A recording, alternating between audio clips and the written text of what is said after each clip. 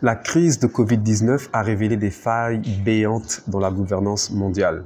Elle a aussi accentué les tendances lourdes qui se dégagent et les clivages qui sont liés à l'actualité internationale. L'économie, la puissance militaire ou encore l'influence diplomatique ne sont plus les seuls enjeux. La santé, les nouvelles technologies, l'environnement ou encore une mondialisation à visage plus humain sont des thématiques qui occupent de plus en plus le devant de la scène. Comment l'Afrique se prépare-t-elle à tirer son épingle du jeu et à jouer sa propre partition? Notre invité nous le révélera ce jeudi sur Point de vue.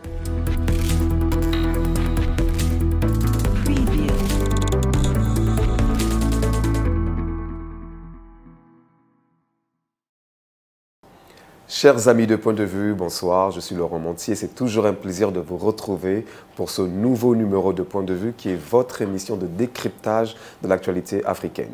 Ce soir, j'ai le plaisir de recevoir un invité que vous connaissez déjà parce que nous l'avons reçu par le passé ici à Point de vue, qui est M. Paul-Alexandre Dagri. Paul-Alexandre, bonsoir. Bonsoir, cher Laurent. Alors, c'est un plaisir de te recevoir à Point de vue. Et nous allons parler aujourd'hui d'une thématique assez particulière, c'est-à-dire que nous allons parler des relations internationales. Donc, l'Afrique face aux nouvelles tendances des relations internationales. Comment l'Afrique se positionne, comment l'Afrique peut tirer son épingle du jeu et comment on peut être porté par ces nouvelles dynamiques internationales pour changer notre façon de faire les choses, notre gouvernance au niveau national et au niveau continental également. Donc, nous te recevons pour en parler, même si, pour te présenter, bien entendu, toi, tu es consultant en stratégie. Exactement. Tu accompagnes des structures privées comme publiques dans le déploiement de leur stratégie, donc de A à Z. Donc, il faut vraiment dire que tu es une pointure et tu es assez demandé sur la place. Ça, bon, on ne va pas forcément dire les structures avec lesquelles tu travailles pour des raisons de confidentialité. Exactement. Dans tous les cas, nous te souhaitons la bienvenue à Point de vue. Pour vous qui nous suivez, n'hésitez pas à poser vos questions en commentaire, n'hésitez pas à liker, n'hésitez pas à partager. Notre invité se fera un plaisir de répondre à vos questions. Alors, Paul-Alexandre, nous avons à peu près 30 minutes d'échange. On va aller dans le vif du sujet. Quand on parle de nouvelles tendances internationales, au niveau des relations internationales, on peut parler notamment de ce qui nous concerne là dans l'actualité immédiate, c'est la Covid-19. La crise de Covid-19 a montré que nous sommes véritablement tous impliqués dans le phénomène de mondialisation. Quelque chose qui se passe en Chine va avoir un impact au Gabon, en Côte d'Ivoire, aux États-Unis, en France, et que ça appelle une réponse globale également. La mondialisation s'est faite davantage sur les questions d'échange économique. Mais on se rend compte que certains enjeux qui ne sont pas nouveaux, hein, mais qui prennent une place plus importante, comme la santé, comme le bien-être ou d'autres facteurs, ont de plus en plus de place. Aujourd'hui, quel est ton regard sur la mondialisation telle qu'elle a été conduite jusqu'aujourd'hui? Et quel est ton regard sur le fait que certains analystes disent qu'il faut remettre l'homme au cœur de la mondialisation? D'accord. Alors, je pense qu'il faut repartir à l'origine. On a tendance à penser que la mondialisation a commencé dans les années 90 avec la révolution Internet, etc. Mais en réalité, la mondialisation, elle a toujours été là. Elle a toujours été là avec déjà les échanges en termes de connaissances entre les pays, les Chinois qui inventent la porcelaine, les Européens qui la développent, etc.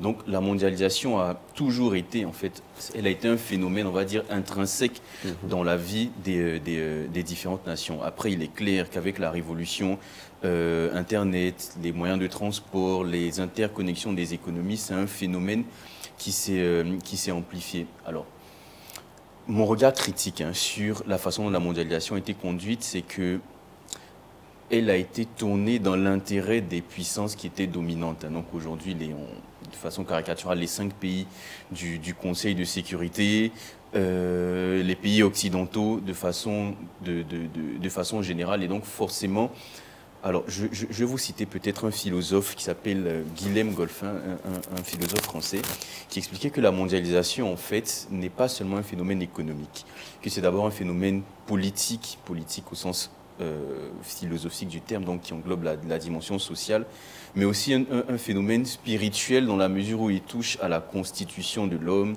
aux mœurs, aux habitudes, à la culture, etc. Et donc, je pense que la mondialisation est sortie, en fait, du cadre purement économique. Elle est devenue, en fait, un phénomène d'uniformisation des cultures, clairement d'exportation de la culture occidentale. Quand on parle d'American Way of Life, quand on considère qu'un pays est développé, quand il y a un McDo, qu'on boit du Coca, etc. Voilà. Donc, la mondialisation, c'est devenu l'exportation de la culture occidentale au lieu de l'échange, on va dire, équilibré, équitable de nos cultures et de nos produits pour produire un développement harmonieux. Et donc des crises comme la crise écologique qui s'annonce, comme la crise sanitaire avec la Covid-19, nous mettent en fait face aux limites de ce modèle-là qui prévaut depuis, on va dire, la fin de la Deuxième Guerre mondiale. Et donc je pense que c'est l'occasion pour nous d'essayer de penser le nouveau paradigme, sinon on va aller plus vite vers une catastrophe qu'aucun d'entre nous ne peut précisément anticiper.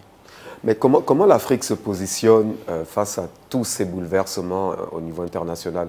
On se rend compte que la Chine, pour parler d'elle, ou la Russie, celles qui sont plus ou moins en concurrence directe avec les États-Unis ou le bloc occidental, développent aussi leur propre réseau. On voit que la Chine a son propre réseau de Facebook, enfin, je ne sais plus comment ça s'appelle précisément. Mais voilà, donc ils essayent aussi de se départir de l'influence américaine, de l'influence occidentale. Est-ce que l'Afrique a aujourd'hui non seulement les moyens, mais la volonté de développer aussi ses propres canaux d'émancipation, d'échange qui permettent de s'affranchir justement de l'emprise occidentale? Alors, je dirais que l'Afrique a les moyens, oui. L'Afrique a les moyens. Après, la question, c'est comment elle les exploite. Mais je pense que la problématique de l'Afrique est particulière et qu'on ne peut pas forcément comparer la posture des pays africains à la posture des pays asiatiques parce qu'il y a eu un élément historique majeur qui est la colonisation. Et on dit que pour savoir où on va, il faut savoir d'où l'on vient. Je pense que l'homme africain est intrinsèquement brisé. Donc aujourd'hui, Paul-Alexandre, oui, sur ce point, oui. certains pays asiatiques ont aussi été colonisés. Mais alors, la colonisation telle que connue par les pays asiatiques est totalement différente de la colonisation qui a été connue par les pays européens. Je veux dire, aujourd'hui, on parle la langue des autres. Aujourd'hui, je pense que beaucoup d'Africains ignorent le passé glorieux qu'ont pu avoir leurs ancêtres. Beaucoup d'Africains ont un regard, comment on dirait, méfiant, voire apeuré en ce qui concerne leur religion. Donc voilà, donc je pense que la construction identitaire de l'homme africain a déjà été brisée par la colonisation. Ce qui fait que cette fierté, cette volonté de conquérir qu'on peut avoir parce qu'on est fier d'être africain, que les gens peuvent avoir comme quand ils sont fiers d'être américains, fiers d'être français, fiers d'être italiens, fiers d'être chinois, etc. Chez l'homme africain, il y a déjà ce travail-là à refaire, c'est reconstruire notre rapport avec nous-mêmes pour ensuite penser des modèles de développement qui nous conviennent. Parce qu'aujourd'hui, le capitalisme tel qu'il a été déployé en Afrique, en réalité, ne convient pas vraiment à nos sociétés. On est des sociétés en général qui fonctionnaient par petits cercles. C'est rigolo parce que l'économie circulaire qu'on nous promeut aujourd'hui comme étant la solution à tous les problèmes d'environnement, c'est en réalité un système qui fonctionnait déjà dans nos économies par le passé. Donc il faut d'abord qu'on revienne à nous-mêmes pour penser des modèles de développement qui nous conviennent et qui vont ensuite nous permettre de mieux organiser nos échanges avec les autres. On a tendance à penser que la culture est anecdotique, mais je pense que dans l'intégration, que la façon dont l'Afrique doit s'intégrer dans la mondialisation, je pense que c'est une question qui est centrale. Paul-Alexandre, justement, pour rester encore un petit peu sur la mondialisation, la mondialisation induit une forme d'uniformisation. Et paradoxalement, on remarque aussi la montée d'une forme de repli identitaire. Ça se manifeste peut-être beaucoup plus en Europe, aux États-Unis, ou même dans d'autres pays de l'ancien bloc de l'Est. Mais aujourd'hui, on se rend compte que les gens, à force de vouloir les uniformiser, sont plutôt maintenant aujourd'hui en quête de repères. Ils retournent à leur identité. Est-ce que c'est contradictoire? Et comment s'inscrit l'Afrique dans ce cheminement vers la quête d'identité? Parce que, pour le deuxième volet de ma question, on remarque aussi une forme de retour en terre mère, on va dire, pour les afro-descendants qui sont justement en quête d'identité. Donc il y a tout un mouvement qui est en train de se mettre en place pour remettre l'africanité au goût du jour. Qu'est-ce que ça suscite pour toi? Alors, déjà, sur le premier volet, moi, je pense que la contradiction, elle était inévitable. Je veux dire, on ne peut pas s'attendre à ce que des gens qui ont une identité propre continuent à se complaire dans une existence qui, au fond, n'est pas la leur. Le mythe de la société mondialisée où de Paris, Abidjan, New York, Lagos, etc., on vit de la même façon, à titre personnel, je n'y crois pas. Je n'y crois pas parce que je pense que c'est fondamentalement dangereux pour la diversité, pour l'universalité de l'être humain. Donc je pense que c'était inévitable. C'était inévitable. Ça, c'est mon premier point. Et donc, c'est une bonne chose que les peuples revendiquent leur identité. Après, pour citer le général de Gaulle, le patriotisme, c'est aimer son pays, le nationalisme, c'est détester celui des autres. Je pense que tout est question de curseur et de pondération. Je veux dire, on peut revendiquer notre identité tout en gardant un bon regard sur celle des autres. Je veux dire, on peut se mettre, on n'a pas besoin d'éteindre la lumière des autres pour que la nôtre brille. Donc je pense que dans le fait de revendiquer notre africanité, il ne s'agit pas de cracher sur tout ce passé colonial, sur tout ce qu'on a sur la culture des autres, juste pour revendiquer la nôtre. Non, je pense que c'est une autre forme d'extrémisme en réalité qui ne va rien corriger du tout. Je pense que basiquement, pour rester pratique en termes de solutions, il faut déjà que nos États commencent par financer des recherches sur le passé oublié, on va dire, de nos pays, de nos tribus, de nos ethnies, etc., pour qu'on puisse apprendre aux nouvelles générations ce qu'était l'Afrique avant la colonisation. Ensuite, on va apprendre la colonisation et enfin, on va pouvoir penser de même avec des gens qui sauront vraiment, qui connaîtront vraiment les éléments constitutifs de leur identité. Mais quand on dit qu'aujourd'hui, il faut remettre l'homme au cœur de toute l'architecture internationale, c'est assez fort de sens parce que c'est l'économie qui avait la primauté. Est-ce que ça ne va pas remettre en question tout le modèle occidental? Est-ce que ça ne revient pas justement à légitimer, à donner du crédit à la façon dont les Africains vivaient avant? Parce que, en clair, en Afrique, même si on a perdu certaines valeurs, c'est l'homme qui est au centre. C'est l'homme qui est au cœur, c'est la famille qui est au centre. Ce n'est pas d'abord les biens, ce n'est pas d'abord l'économie, c'est d'abord vraiment, c'est l'homme dans ce qu'il est qui est au centre. Même si cette notion-là, cette valeur-là a tendance à se perdre, est-ce que justement l'Afrique ne devait pas profiter de ce revirement des tendances internationales pour revendiquer sa façon à elle de se penser et de s'organiser? Totalement, mais encore faudrait-il qu'elle s'en donne les moyens. Ma réponse va avoir deux volets. Je suis totalement d'accord sur le fait qu'on dise qu'il faut... Parce qu'en fait, c'est la société de consommation, pour moi, qui arrive à ses limites. Avant, on produisait des choses dont on avait besoin, et ensuite, on achetait ces choses. Aujourd'hui, on produit trop de choses, on produit des choses dont on n'a pas besoin, mais on se rue pour acheter des choses dont on n'a pas besoin. Donc, effectivement, d'un point de vue écologique, d'un point de vue économique, je veux dire, on arrive aux limites. Hein. On ne produit plus pour l'homme, on produit pour le profit. Et de toute façon, économiquement, ça commence à ne plus être viable. Après, évidemment que l'Afrique doit profiter, on va dire, de ce revirement pour se repositionner.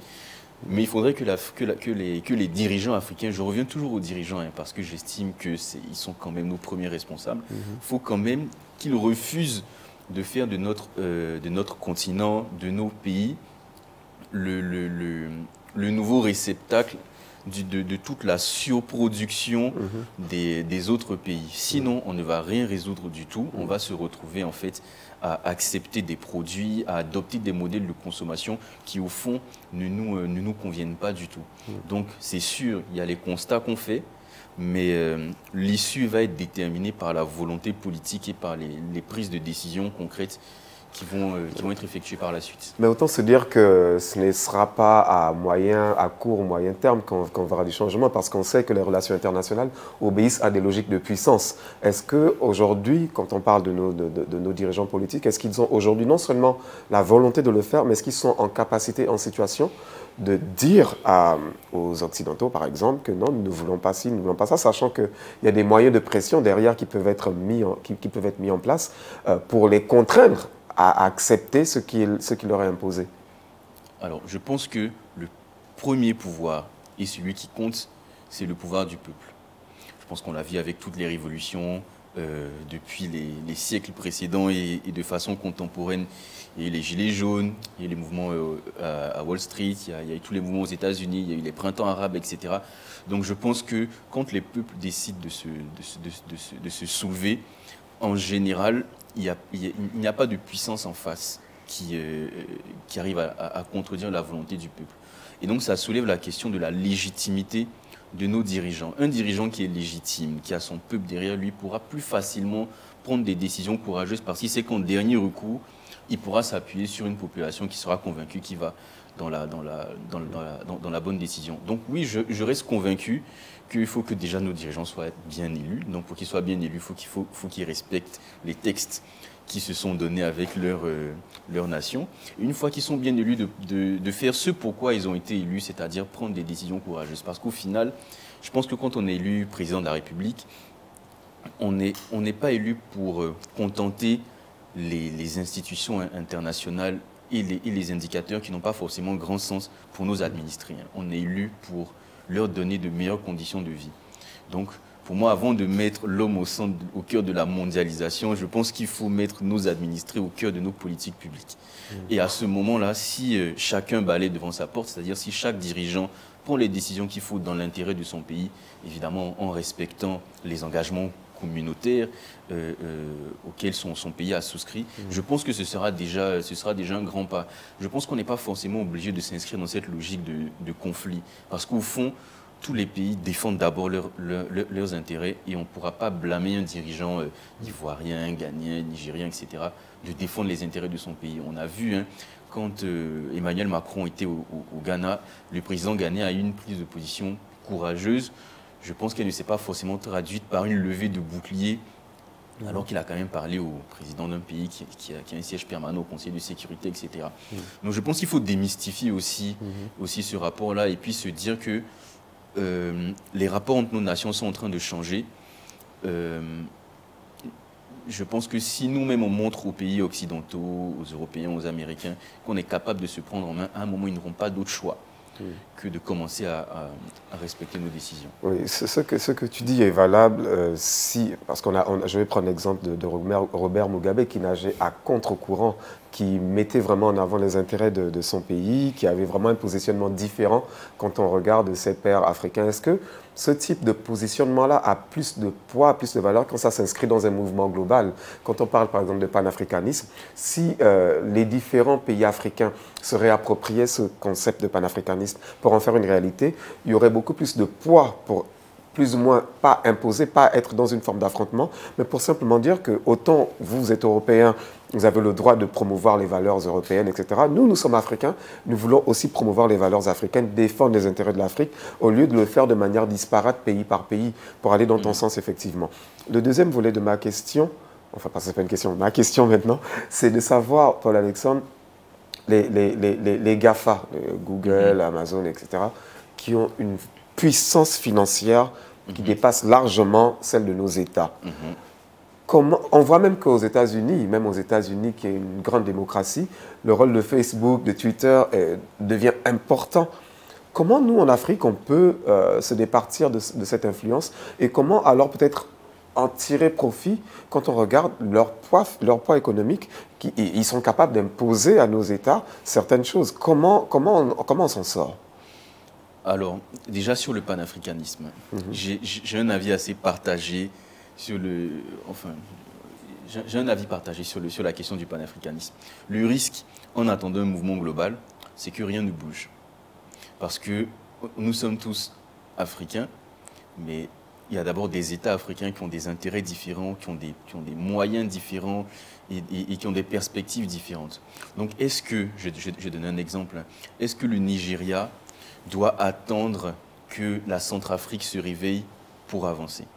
Après sur le panafricanisme, ce n'est pas une question de... Je pense que sur certains points, par exemple, on parlait d'avoir un passeport commun, d'enlever les barrières douanières, qu'il y ait une libre circulation au niveau continental. Ça, c'est quelque chose on n'a pas besoin de... Sens. Et sur ces points-là, effectivement, on voit que nos États n'avancent pas parce que les intérêts particuliers, nationaux sont encore trop importants. On ne veut pas lâcher du lest sur les questions de souveraineté. Donc, effectivement, la notion de panafricanisme, on en parle depuis un certain nombre d'années, mais elle a du mal à se concrétiser parce que, comme tu disais, les États ont leurs propres agendas.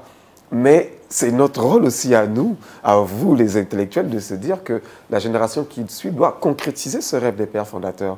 Parce que pour peser justement dans la gouvernance internationale, le Gabon ou la Côte d'Ivoire toute seule ne le peut pas. Même la CEDEAO peut à un certain niveau, mais il faut vraiment, véritablement un mouvement d'ensemble. Parce qu'aujourd'hui, l'Europe, elle sait bien qu'elle ne peut pas peser face aux États-Unis ou à la Chine. Absolument. Si la France y va toute seule.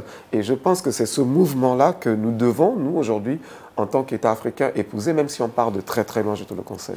Après, pour moi, ça, c'est juste une question de leadership. Parce que je pense que mettre en place un passeport africain, je pense qu'il y a beaucoup plus difficile comme projet à mettre en place. Et donc, ça pose la question de la vision qu'ont nos dirigeants, finalement. Donc, est-ce qu'on a des dirigeants qui, à un moment, ont une vision pour leur nation, mais aussi une vision à l'échelle du continent? D'accord? Donc, pour moi, c'est une problématique de leadership. Quelle est leur vision? Aujourd'hui, on est en 2020. En 2050, quelle est leur vision stratégique? Quelle est leur ambition pour le continent africain? Je pense que une fois qu'on a la vision, on sait que tous les 5 ans, tous les 10 ans, il y a des caps qu'on doit franchir. Et donc, on en revient à ça. Quelle est la vision? Il y a la vision. L'agenda 2063 de l'Union africaine a des objectifs bien gradués dans le temps, chiffrés, etc. Tout est là, en fait. Mais on ne se donne pas les moyens d'y arriver. Voilà, la volonté politique, parce que, bon, chacun est jaloux de sa souveraineté. Mais sur le deuxième aspect de ma question, oui, s'il te plaît. Sur les GAFA, je pense qu'il faut être réaliste.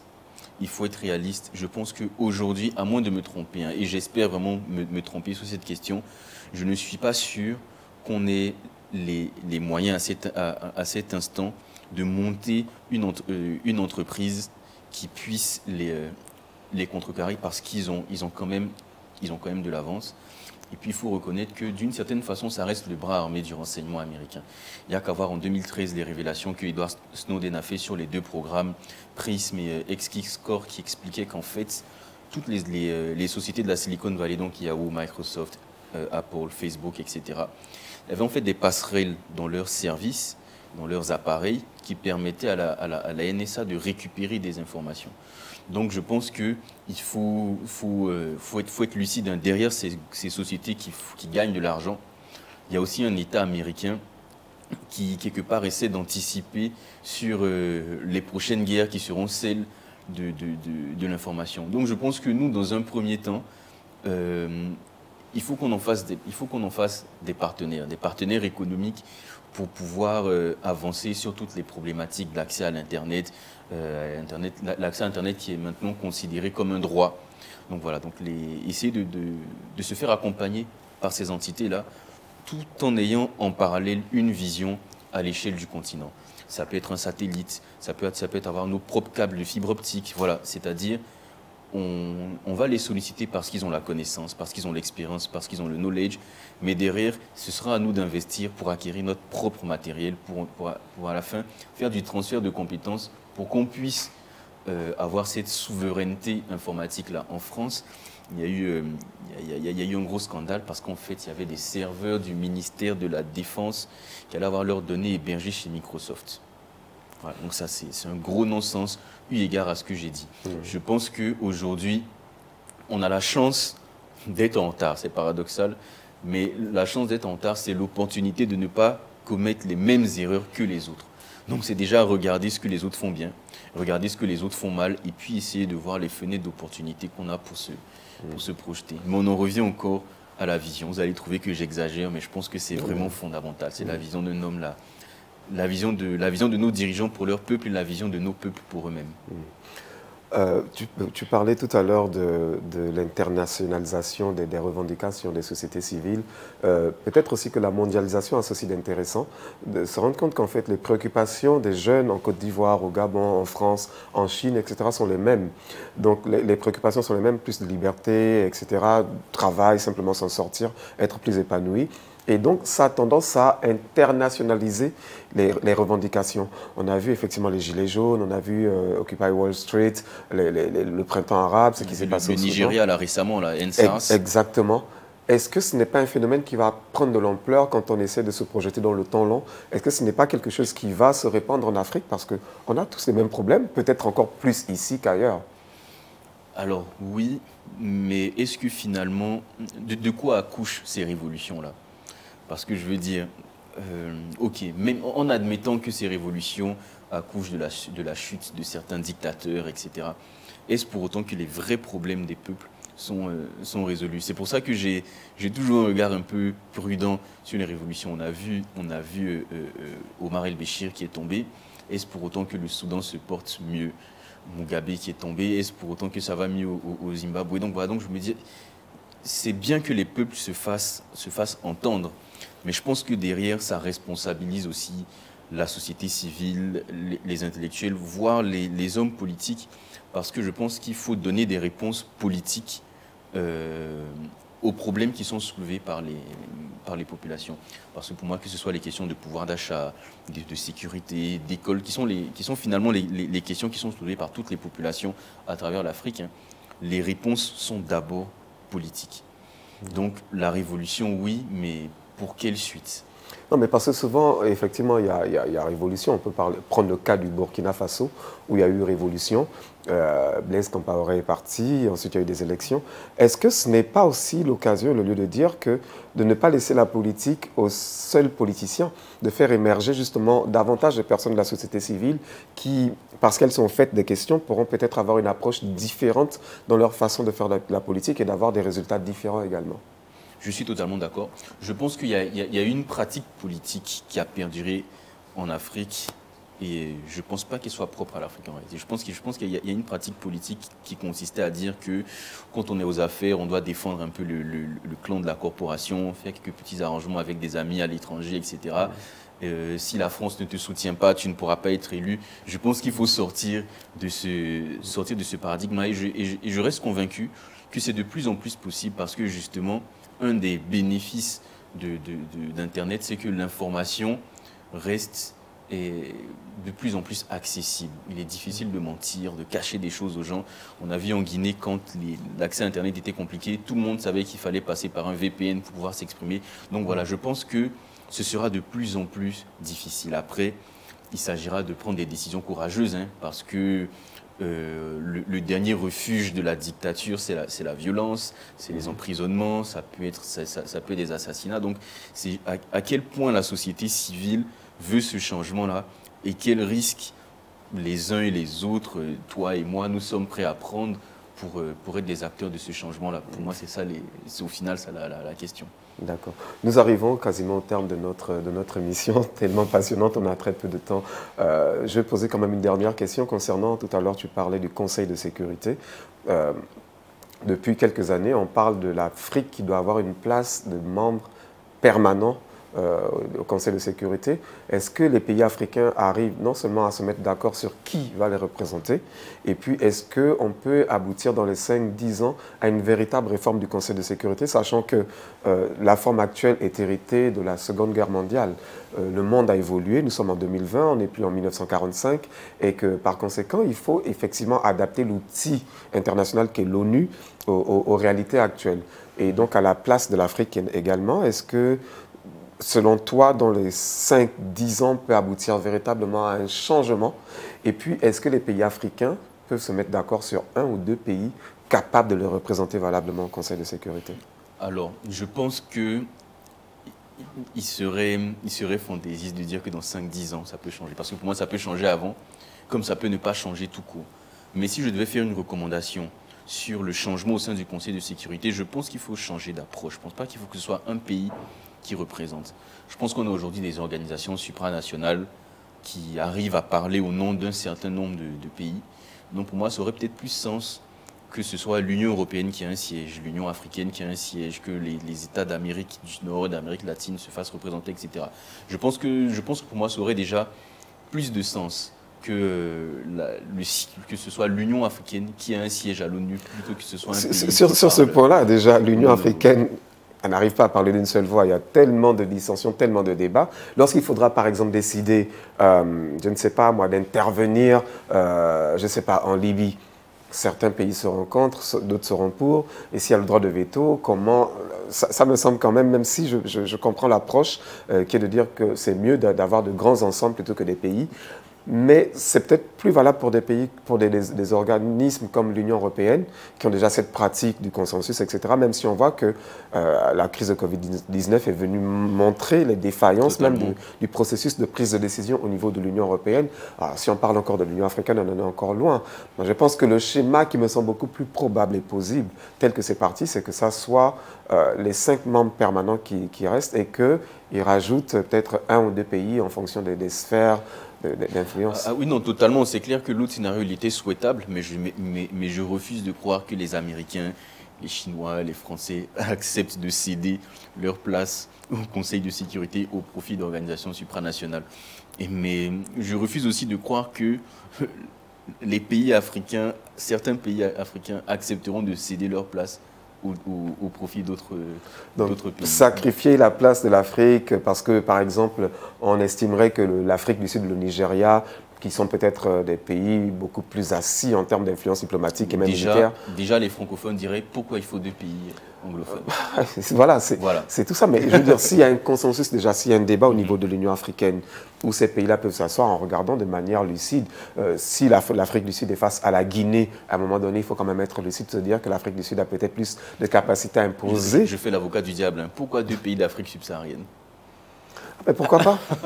Pourquoi pas? Et il y a aussi un débat qui est en cours, on ne va peut-être pas rentrer là-dedans. Certains pays du Maghreb, parfois, ont du mal un petit peu à revendiquer leur africanité. Ils se voient plus comme des pays méditerranéens. Bon, ça, c'est un autre débat. Mais c'est pour dire qu'effectivement, ces questions-là vont se poser dans les années à venir. Il faudra bien entendu que l'Afrique, pour pouvoir peser dans la gouvernance internationale, ait une place beaucoup plus accrue. Mais on ne nous la donnera pas. Il faudrait que nous-mêmes, on arrive à s'imposer. Et je pense que pour s'imposer, il va falloir que économiquement on pèse.